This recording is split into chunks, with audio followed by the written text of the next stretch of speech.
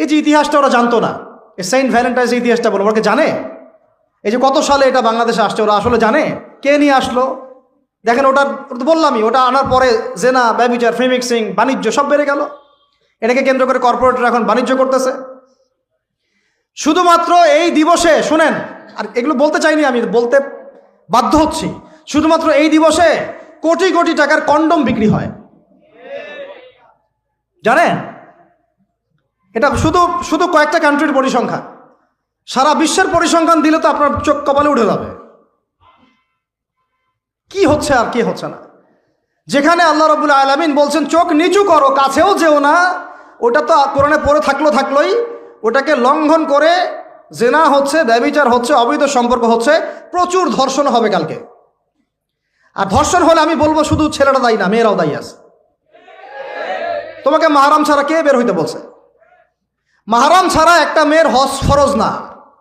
মনে করেন আপনার ঘরে একজন মহিলা আছেন যার মাহরাম নাই, তার উপর হজই ফরজ হয় নাই, তো মাহরাম ছাড়া যার হজই ফরজ হয় না, তাকে মাহরাম ছাড়া এভাবে হোটেলে একটা ছেলের সাথে বাইকে যেতে কে বলছে?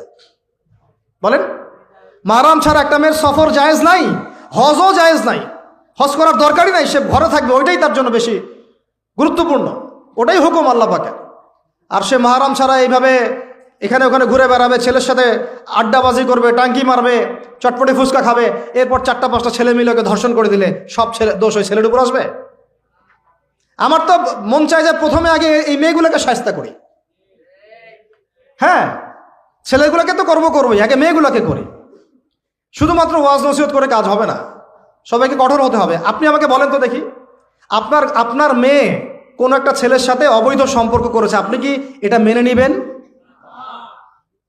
আপনারা যে কেউ হন, এখানে অনেক প্রশাসনের ভাই আছেন আমি জানি, ঊর্ধ্বতন কর্মকর্তাও আছে এখানে আমি জানি, এখানে আমার লেকচার রেকর্ড হচ্ছে, এটা আমি জানি। আর আপনি আমাকে বলেন বা আপনার সিনিয়রদেরকে বলান এই কথাগুলো মেসেজ পৌঁছান, তাদের ঘরে যদি তাদের মেয়ে কোনো ছেলের সাথে অবৈধ সম্পর্ক করে, তারা কি মেনে নিবে? তাদের মেয়েকে যদি কেউ ধর্ষণ করে, তারা কি মেনে নিবে? আপনার ছেলেটা যদি সমকামী হয়, আপনি কি মেনে নিবেন?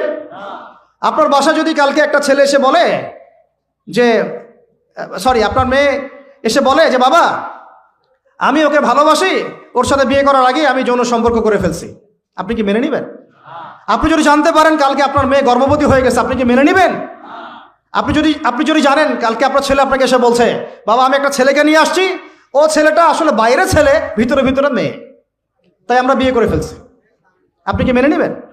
তো এটা নবী সাল্লাল্লাহু আলাইহি ওয়াসাল্লামের ফিলোসফি ছিল।